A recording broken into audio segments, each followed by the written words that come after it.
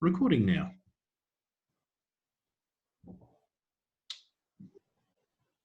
All yours, Charlotte. Hello. Wonderful. So welcome everyone to the latest in the series of webinars supporting community broadcasting organisations to adapt in the wake of coronavirus. And today we're focusing on the implications for boards, how we stay inclusive, how we stay legally compliant. So before we get started, I wanted to acknowledge the traditional owners of the lands that we're broadcasting and presenting from, pay respects to elders past, present and emerging, recognising that sovereignty has never been ceded. And this extends to all First Nations people who are attending now or watching the webinar on demand. I'm joining you from Ghana land in Adelaide. And if you'd like to acknowledge the owners of the land that you're joining us from today, then you can do that in the webinar chat box. Or if you're watching on the Facebook live stream, you can add a comment. With any of your comments or questions today, be sure to let us know the name of your station as well. Because behind the scenes, Danny from the CBAA and Michaela from the CMTO will be monitoring the chat and comments to make sure that we get to answer as many questions as possible. I'm Dr. Charlotte Bedford. I'm a long-term community radio volunteer, board member, trainer, researcher, and I'm also the project manager for the Community Media Training Organisation, the registered training organisation for the sector. So we deliver courses with stations all around the country in a whole range of broadcast and production topics. And my role focuses on training for how we run our organisations. That's the management, the leadership, the business and enterprise skills. And that, of course, includes good governance. The CMTO are long-term supporters of the CBAA webinars, and we've been working together to support stations in the wake of the pandemic. So far, the topics have dealt with the frontline issues of staying on air, of keeping volunteers safe, of maintaining some kind of financial sustainability. But now, as we're getting more acclimatised and adapting to new ways of functioning, there are more questions coming up about how we maintain our organisational status. So for today's session, we're focusing on the impact for boards and directors. We're going to be looking at different legislations for states and territories, how we hold AGMs and meetings online, and of course there'll be plenty of time to answer questions. And so to do that, we turn to non-profit governance expert Patrick Moriarty. Patrick is the Executive Director of the Institute of Community Directors Australia. They support community organisations with practical knowledge and advice. And he's a founder of the Our Community Group, which provides training throughout the country to more than 50,000 non-profit organisations. And he's worked with the community broadcasting sector over the past few years, and we've collaborated on a number of sessions now, focusing on leadership and governance. So I'm really happy to introduce Patrick today.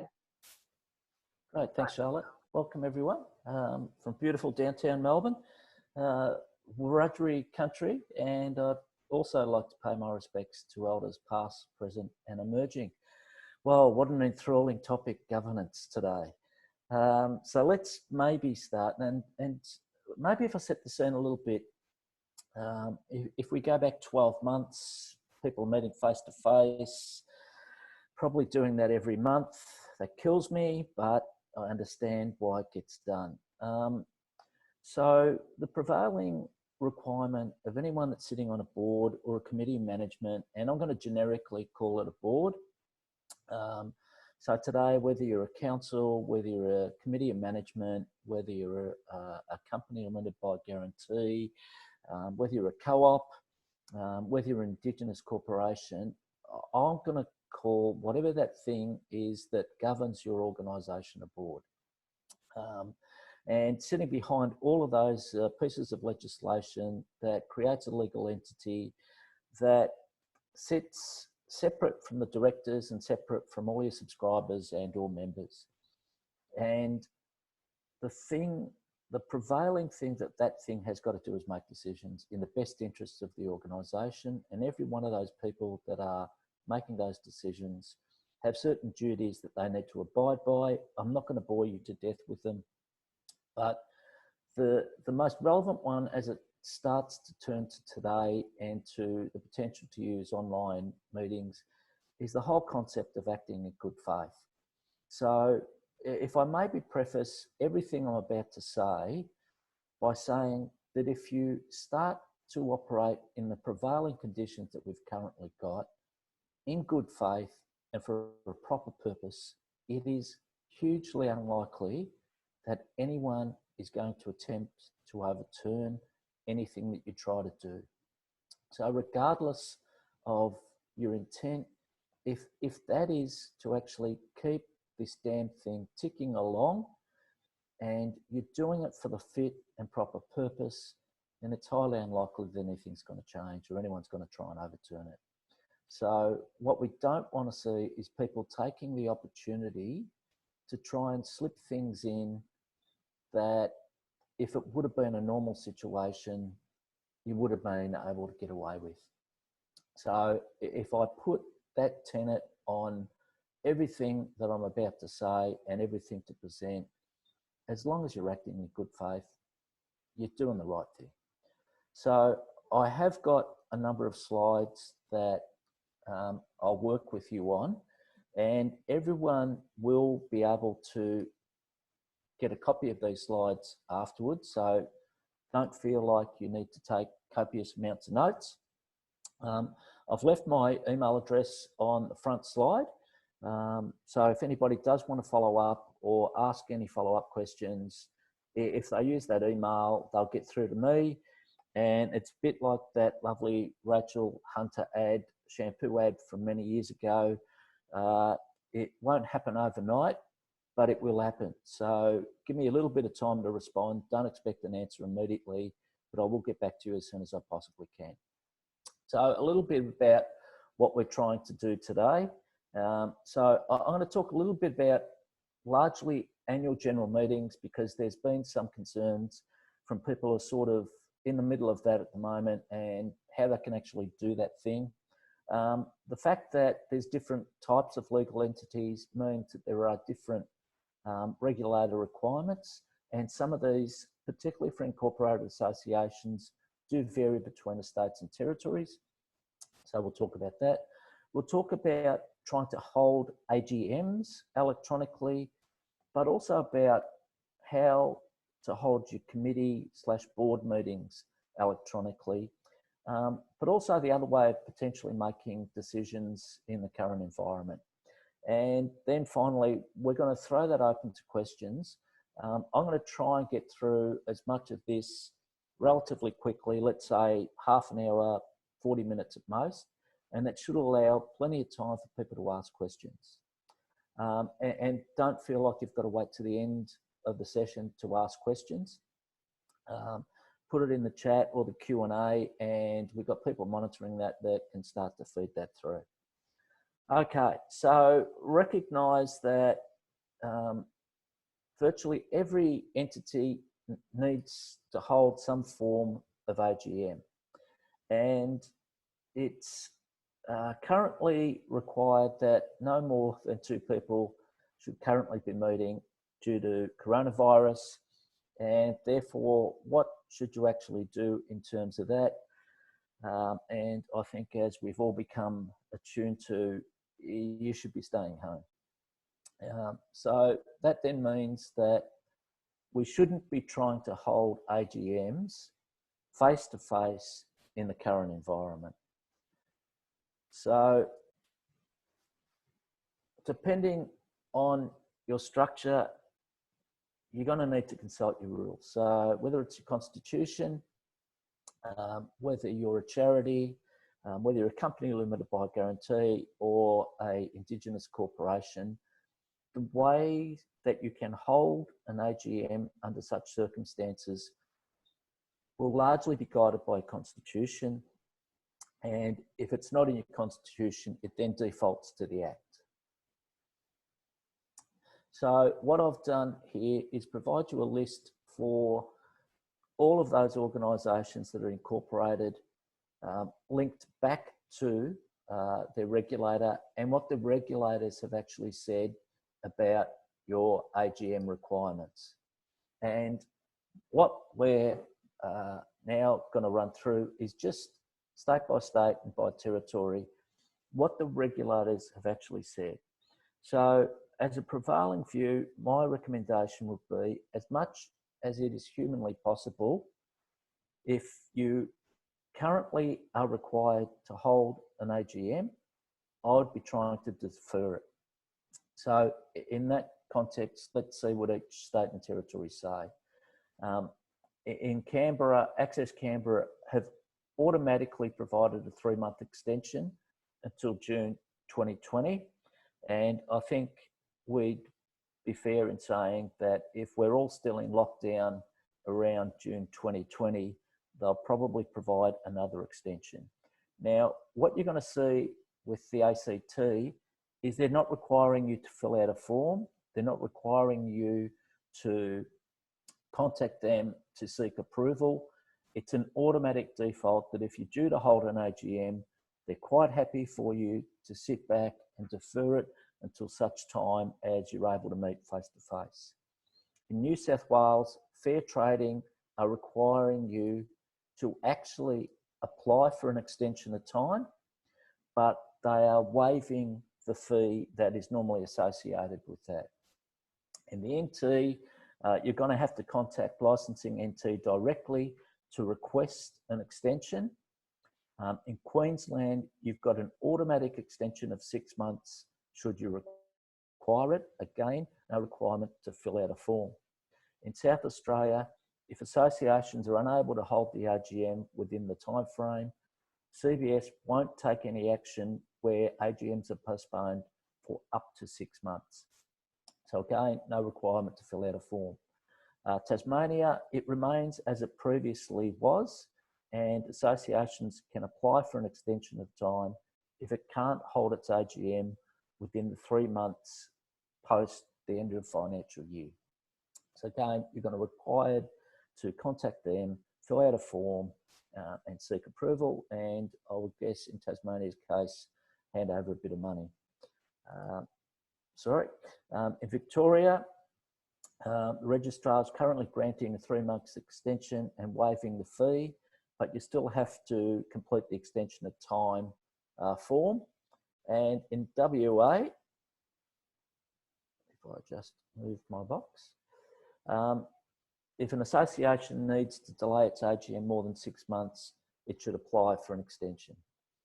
So with charities, so organisations that are governed under the ACNC as compared to ASIC,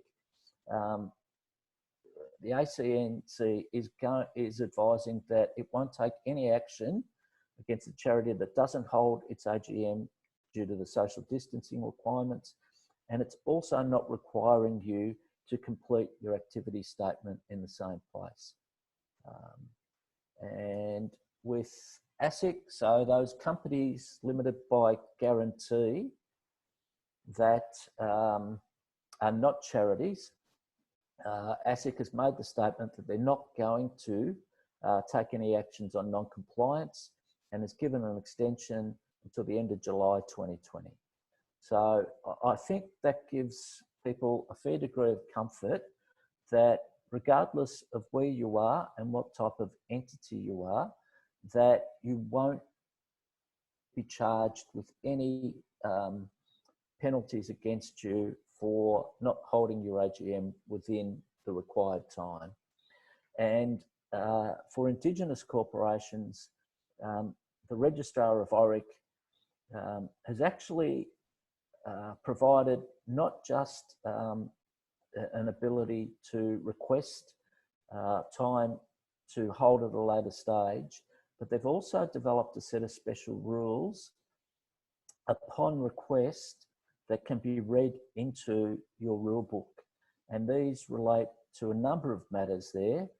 So it's about the potential to use technology to hold general meetings and directors meetings. It's about where that might apply, the attendance rules that apply to it, what will be covered under voting. And you can see there that we've also got two elements that I'd like to discuss a little bit later, and that's some rules around circulating resolutions and your own meeting rules. So if any of you out there are governed under ORAC, I'd really encourage you to go and have a look at that resource and weigh up whether you think that would be a good thing to adopt, and recognise that those special rules will only apply for a certain period of time. So they're not locked in forever, and once that time limit is over, they automatically lapse. So what about the context of, you really feel like we're a small station, we've only got a small number of subscribers and members who are eligible to vote. Could we theoretically go ahead and hold an AGM? Well, it's not a simple response, unfortunately. So the first you'll need to do is to check your constitution. And in many cases, some constitutions are silent on the matter of whether you are able to hold your meeting electronically. So again, what we've done is actually work through each of the legislations, and as a general rule, if you're a company limited by guarantee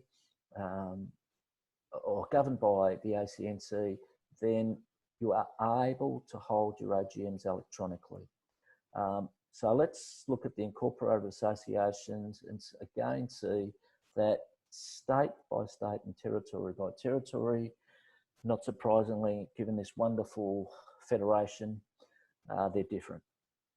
So in Queensland, you can convene AGMs only if your rules allow it. Now, what I've said there is if you've actually adopted the model rules, then the model rules actually say that you can hold it electronically. In New South Wales, that's exactly the same model. In Victoria, all incorporated associations can use an online AGM, so long as the technology allows everyone to hear what's going on and also to be able to be heard.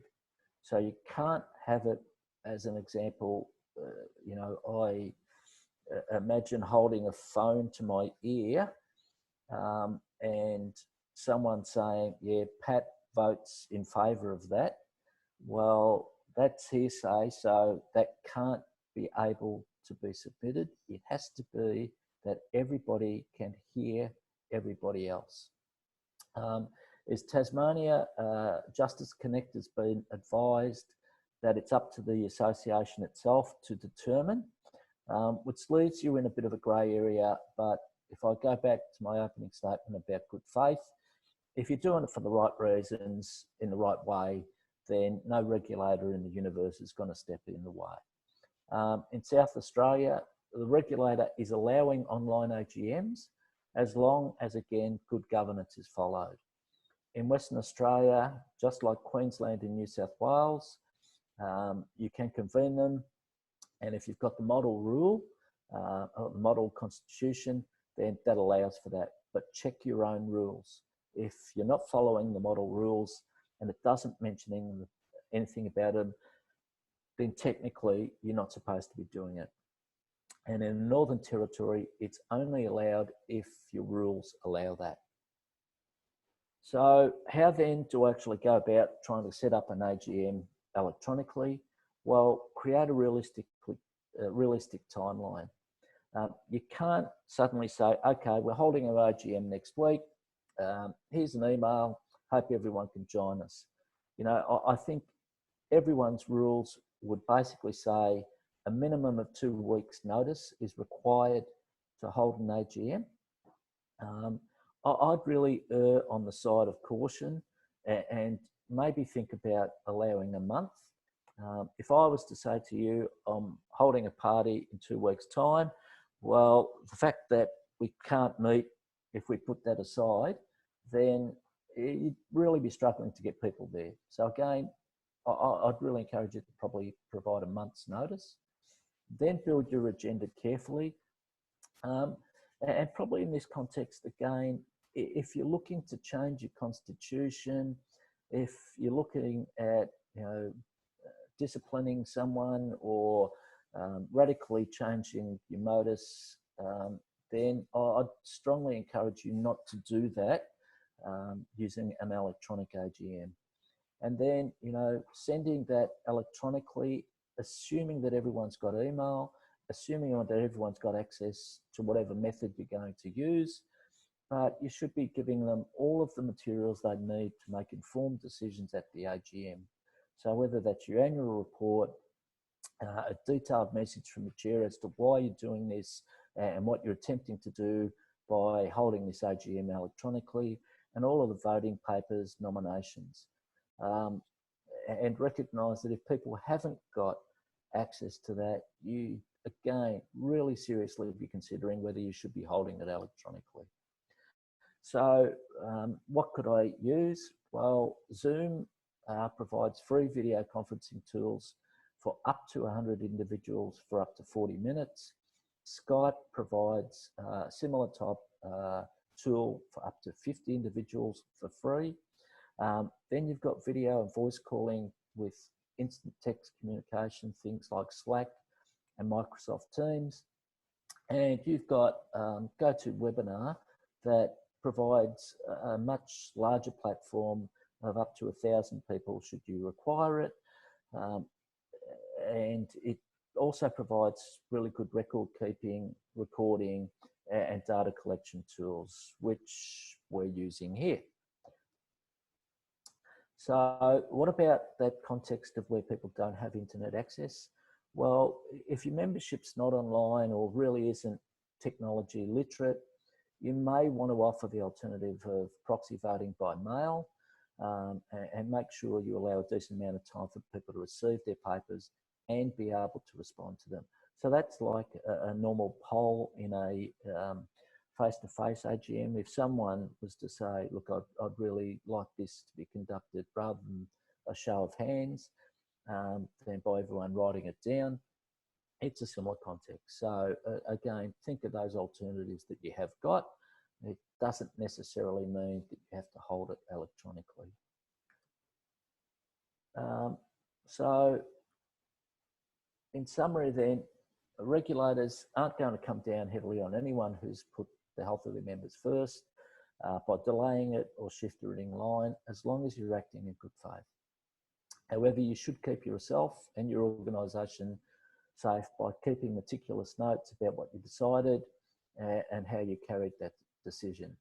And again, then what I would be saying is I'd be almost, if you're doing it electronically, almost be doing your minutes live so that everybody can see that the resolutions are covered off quite well, and then circulate the minutes to all members and give them a chance to amend and be prepared to ratify those decisions in the future. And remember, safety trumps all. Some of the rules were made in different times, and right now, do it safe, but really basically do what's right. So let's maybe look at, instead of the AGMs, your normal board meetings, committee meetings. So I'd really like to highlight here that rarely does your constitution say that you need to meet monthly. So as I highlighted at the start of this, probably one of my big bugbears has been that the prevailing model for most incorporated associations is to meet face-to-face monthly. Well, I think anything that COVID-19 has provided as a great exemplar is, I think it's created and actually proven to us that that model of meeting face-to-face monthly doesn't actually have to be there. And in many cases, your constitution will say that you need to meet as a board as few as 3 times a year. So again, trying to think about those practices of, well, if we don't need to make decisions, do we actually need to meet? Well, if it's just to stay on top of things, maybe we could do that by a couple of emails and maybe a couple of Zoom meetings. In many constitutions, you're going to have a clause allowing to meet in the form that you desire. And now if you don't have meeting rules, you don't have standing orders, it basically gives the chair a fair amount of discretion as to how those meetings can be held. But again, check your rules, check your notice requirements. I don't want someone dictating that we're going to be holding a board meeting in 2 days. As an alternative to that, if there are decisions that you need to make, an alternative way of doing it is through a circulating resolution, sometimes called a flying minute. Now, again, I'd encourage you to keep your organisations ticking over and to use things like circulating resolutions, but they shouldn't be used for really dramatic or significant decisions. And I've provided a link there to a policy that I developed only about a month or so ago. And it came out of an Incorporated Association sending in a circular resolution to all of their board. And it was a relatively large board. And people didn't get back to the person circulating that resolution within the time frame that that person had provided. Now that was a fairly tight time frame, and then a couple of people subsequent to that were pretty annoyed that the decision was proceeded with, when in fact that they'd been overseas, hadn't seen the email, and actually would have voted a different way. So again, that's partially why we have those sorts of policies in place. And where you do meet in line, again, I'd encourage you to share the minutes, do them live, distribute them as soon as the meeting ends. Well, that probably gets us through to the stage now that if anybody has any questions, I'd be happy to take them.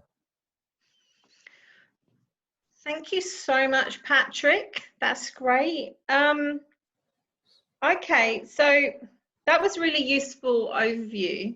Obviously, we don't know how long this is going to last. I mean, obviously, I'm in touch with friends and family in Europe, and it's going to go a lot longer there, probably. So this is really going to change the way that we run our organisations on a daily basis.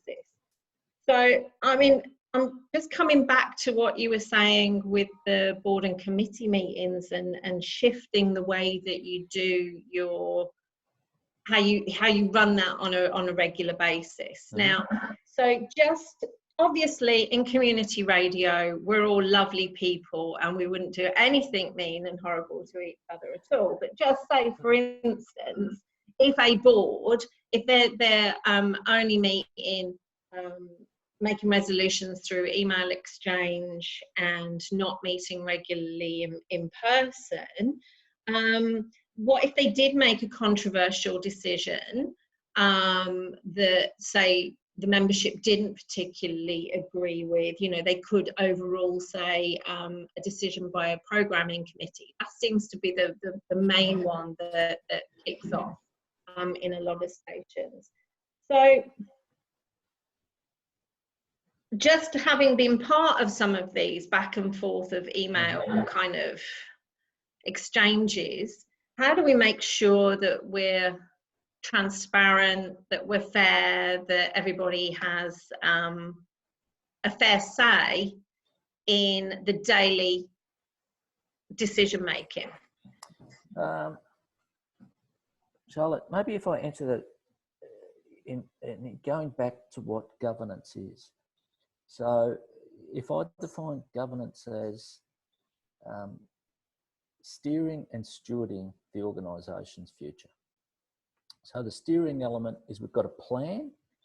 Obviously, given COVID-19, that plan's been thrown up in the air. So we need to come together and we need to make strategic decisions about the best way to drive our stations forward. Now, the prevailing fundamental requirement of any board decision is that you're fully informed.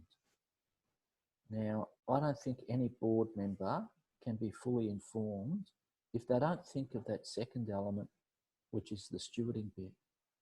So we don't sit in isolation, we don't make decisions without consulting and engaging with our key stakeholders.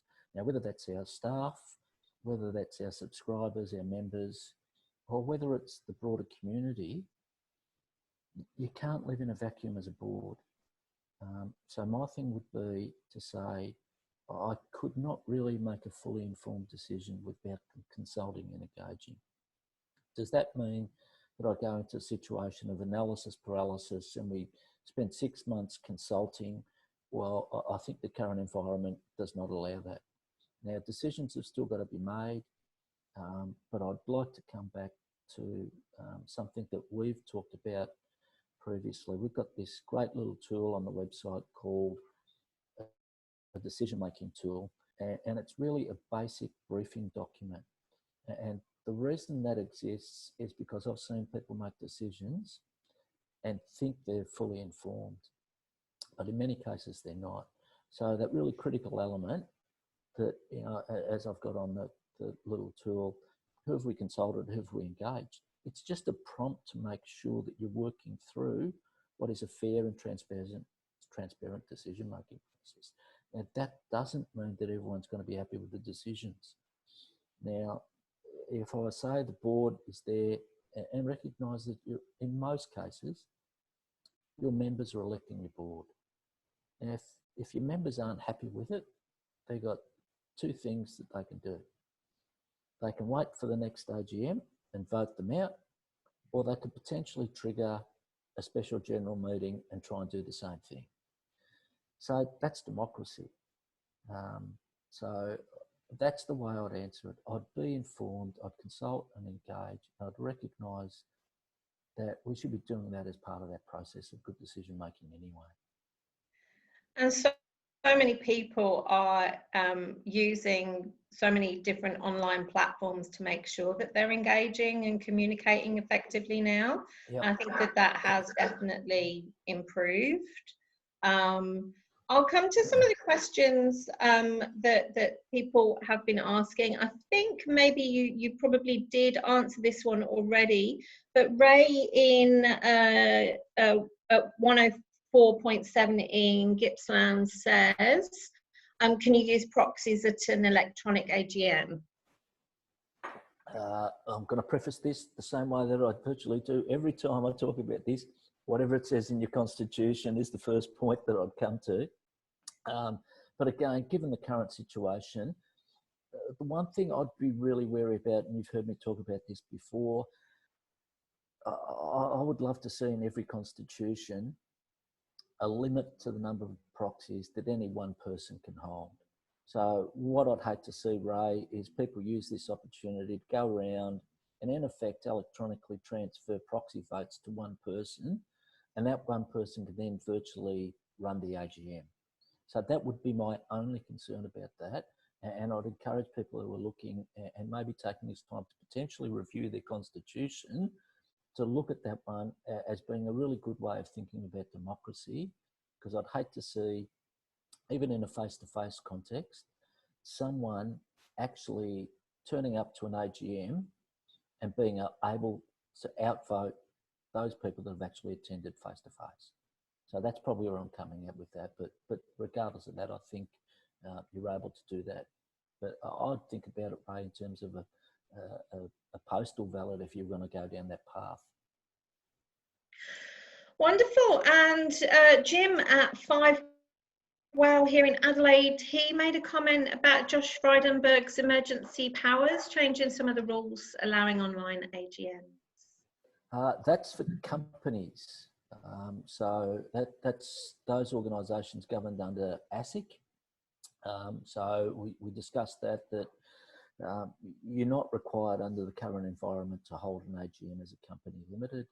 But what I did do earlier was go through each of the states and territories for incorporated bodies, and by and large, they're allowing that to occur, but with a couple of exceptions. And from 2 CVC Loving Life in Grafton, we've got What is a reasonable time for minutes of a meeting to be made available to members of a board? Yeah. How often do you meet? So that would be my starting point. If you do meet monthly, and again, you've heard me say this, I think the best piece of equipment that you could probably have in your boardroom is an overhead projector connected to a laptop, and you'd be doing your minutes live. And that way, at the end of your meeting, you'd be hitting send, and those minutes would go to all board members at the end of that meeting. Now, I'm a realist and understand that that's not reality in every incorporated association. But I don't know if it's just me and it's COVID-19, but I struggle to remember what I did a couple of days ago. And I think that's the same in the boardroom. And I think there's a real danger in too much time between a meeting actually being held and minutes actually being distributed. If you'd ask me if it was a monthly meeting, how soon should the meetings come out? I'd say at the most a week. What I don't like is the minutes coming out a week before the next meeting. Because as I said, it's rare that I could remember the detail of a meeting 3 or 4 weeks ago. Now, if we start to say that we meet quarterly, how the hell would I remember what happened 2.5 months ago? So I'd probably err on the side of caution and try and get them out. And this is my pet hate. I'd say no later than a week after the meeting. Ideally for me, it'd be the next day. Oh, I love that, because I know that I've been guilty of being on boards where you literally we get them. I think we've the all minutes, been yeah, the five minutes before the meeting's supposed to start. Yeah, so then we've got Mark from SEN in I'm presuming that's in Western Australia, 6 SEN. He says, our constitution says that an AGM should be within 4 months of the end of the financial year. Yep. The state legislation says 6 months. Which prevails? It would be the state legislation. So the easiest way, no, actually, it would be a requirement of the Act that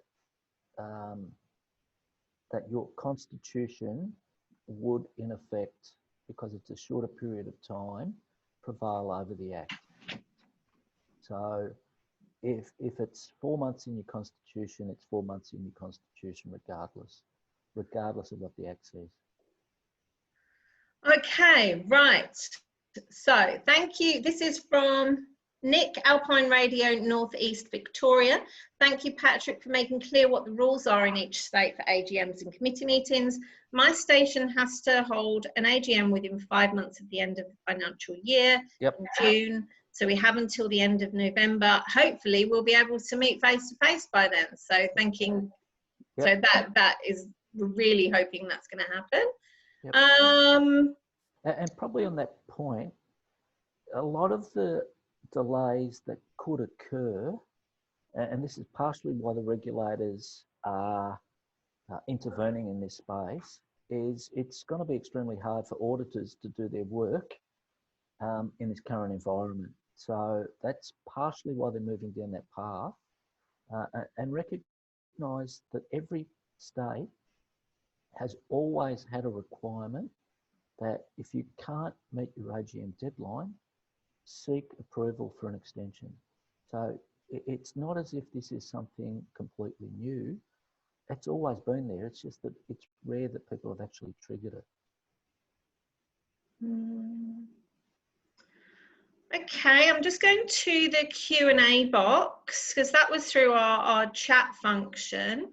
So we've got a couple of questions from Anne Morris. Sorry, Anne, I don't know what which station you're from. Oh, there we go. Warrnambool, 3-Way FM. So she says, we've been closed live to air for the past 3.5 weeks. We've been doing a monthly newsletter and bulletin to members. In terms of contact and transparency, she's asking whether or not that's sufficient. That sounds pretty amazing to me. And as a second question, right, our executive committee closed our session to live to air. There's a number of presenters, including committee, who are agitating to go live again in the current climate.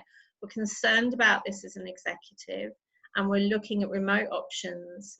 But where do we stand with this as an executive? That's a really good example.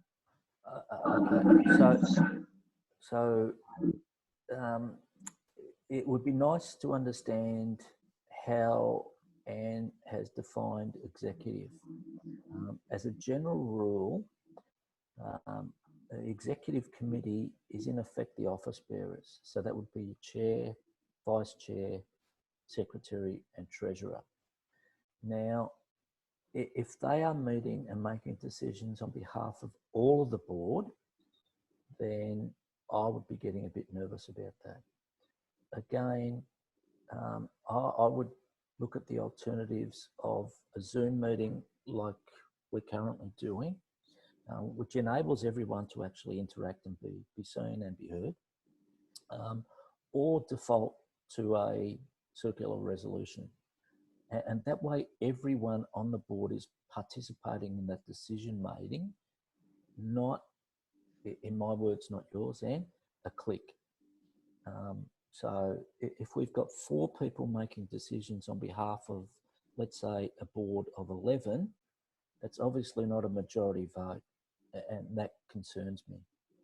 So if you've delegated that decision making to the executive committee, all well and good, but I think we've got alternatives to doing that, and that is a circular resolution or a Zoom meeting. Just from a very practical, basic level, can you just take me through how you do a circular resolution? So in effect, it is just the chair, probably together with the secretary, documenting a resolution, circulating it via email or post, should it be needed, and waiting for everybody to respond to that. Now, you might put a realistic timeline of, hey, gonna need a response on this by Friday close of business, 5 p.m. Australian Eastern Standard Time. Now, what a good process for circulating resolutions should be that no decisions are actually made until the final person gets their notice back to you, their resolution. So as an example, if we got to the Friday at 5 p.m. and we've got 3/4 of our board responding, I probably still wouldn't make that decision until we got the others back. But how do you know that people are going to respond? Well, you can put in a read receipt. You could maybe phone them to say, hey, look, I'm sending out a circular resolution by email. It'd be great if we could get it back by Friday afternoon. Understand you might be away or might be remote, but your best endeavour is could you try and get it back? But obviously, if I can't contact them, I'm starting to think, well, if there's 3 people on our board of 11 that are unlikely to be responding, should we be making that decision? And again, I'd be falling back to that default of, if it's a really significant decision, I probably wouldn't be doing it at this stage. Excellent, thank you. And Di from 2RPH says, how closely should volunteer board members be involved in the running of a station during the crisis? Hands-on or hands-off?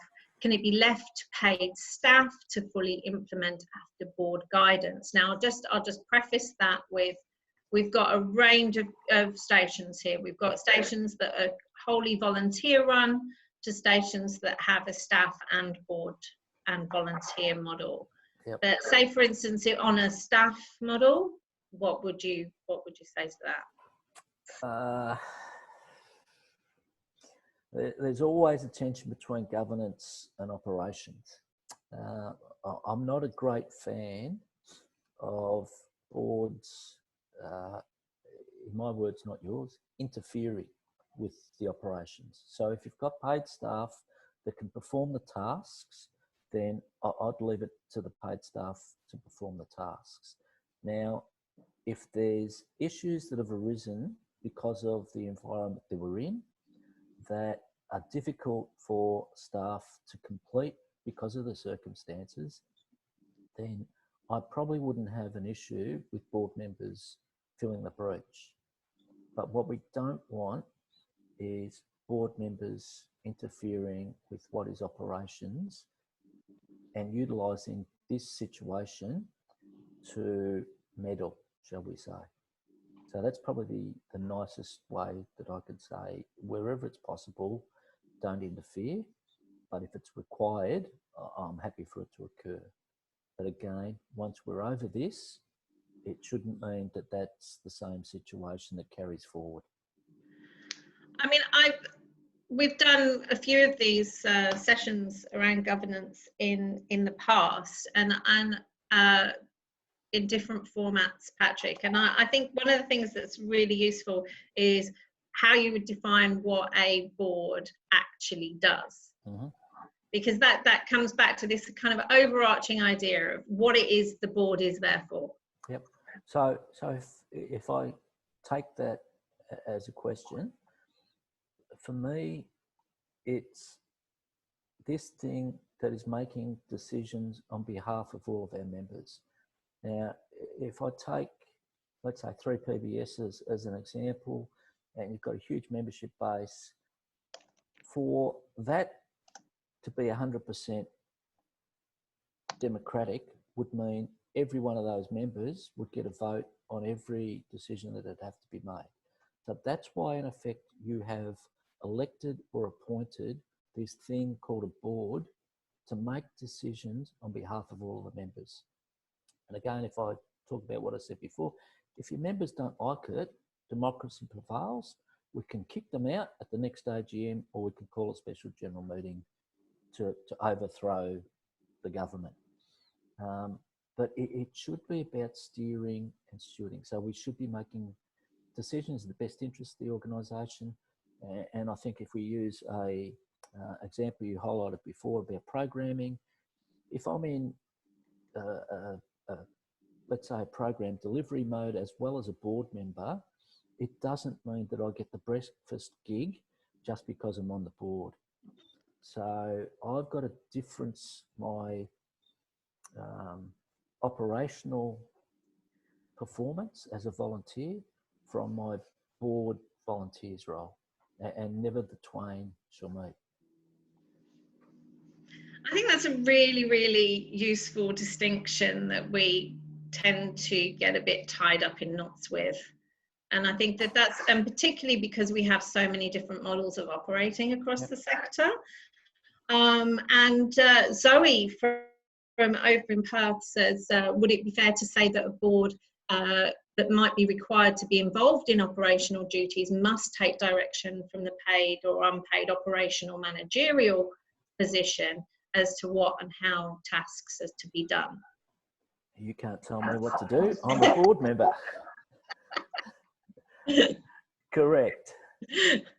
So if you think the board sets direction, management implement it.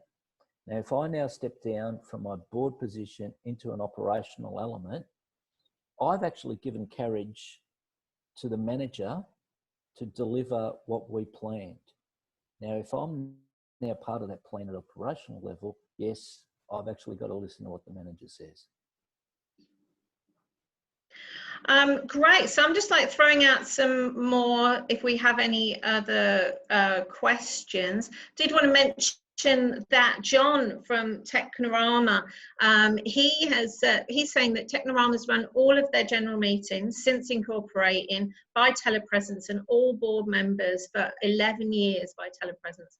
And so they have some really useful resources on the Technorama Q&A Facebook page. I would absolutely recommend anybody to be part of that if you're not already. There's some incredible discussions that go on there. It's really incredibly helpful. And also go to the Technorama webpage too.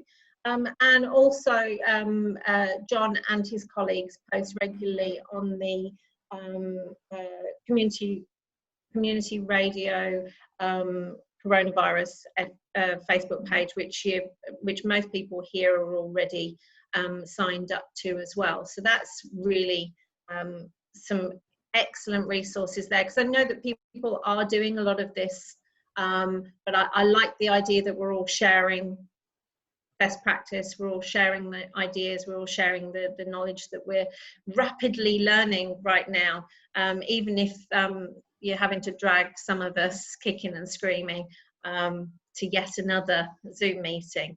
It's really helping us to do our work effectively. I just wanted to make sure, Diane Hamilton, you've got your hand up. Is there anything else that you wanted to ask? And just double checking the webinar chat to make sure. There we go. And Danny has popped a link to the Facebook page in there. John says, oh sorry, Jim in 5Wow said that they came up with a policy immediately on isolation regarding no guests in the studio, providing PPE in the studio, including a supply of microphone screens for all presenters to take home with them, and wash, and any presenter who for whatever reason did not wish to broadcast no matter what reason was fine. I know that a lot of stations have been really good and really proactive in getting those policies out to their members and volunteers and subscribers very quickly. I think it is worth saying, as I was saying, the preamble, that right now people need community media more than ever. And in all of the back-to-back Zoom meetings and webinars that I have been in, the overarching message is that people are really loving radio right now, that community radio is a real connection for them. And we have been really, we're a very, what's the word, agile sector. We respond very quickly because we're very, you know, because we work well with our communities. Yeah. All right, so I think that that's got pretty much all of the questions dealt with. Was there anything else that you wanted to say, Patrick? No, look, I think if I just reiterate, if you're doing things for the right reason, it's rare that you're going to get overturned. So go into it with your eyes open, consult, engage, make decisions in the best interests of your stations, and you're going to be fine. Wonderful. I've got one more comment that I think is really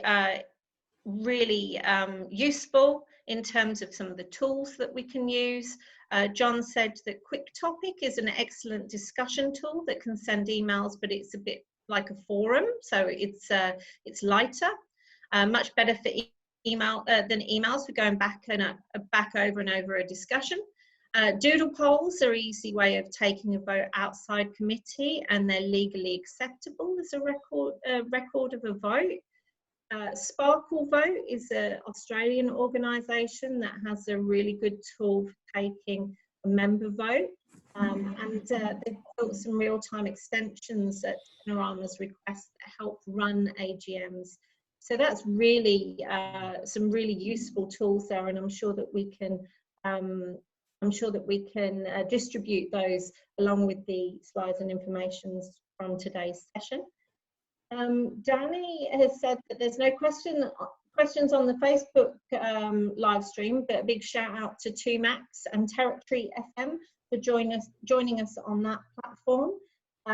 Radio Northern Beaches says thank you. So does 3-Way FM, Nick Brown. So big shout outs to everybody who has come along today. Thank you so much, Patrick, for presenting. It's really appreciated. We've made a recording of the webinar, and we'll be following up with the further information as well as a link to the recording. Please, everybody, don't forget to submit the feedback form that will be sent out automatically after this, because that really helps us to plan more of these webinars and more training. Next week, our special series of COVID webinars continues with an update, which I know everybody's going to be super excited about this one, an update on the current grants and funding status following on from the Community Broadcasting Foundation announcement today. So that's grants and funding for stations. That's at 11 AM Eastern Time on Tuesday, April 21st. And and you'll be able to register in the usual way. There's a link there on the screen. So I just wanted to say thank you again, Patrick. It's always a pleasure. Good fun. And thank you everybody for joining in a fabulous, for a fabulous discussion. And yes, Danny reminded me, it is Tuesday for next week's webinar. That's 11 AM on the 21st of April for funding, for an update on funding. Thank you so much. Bye. Bye.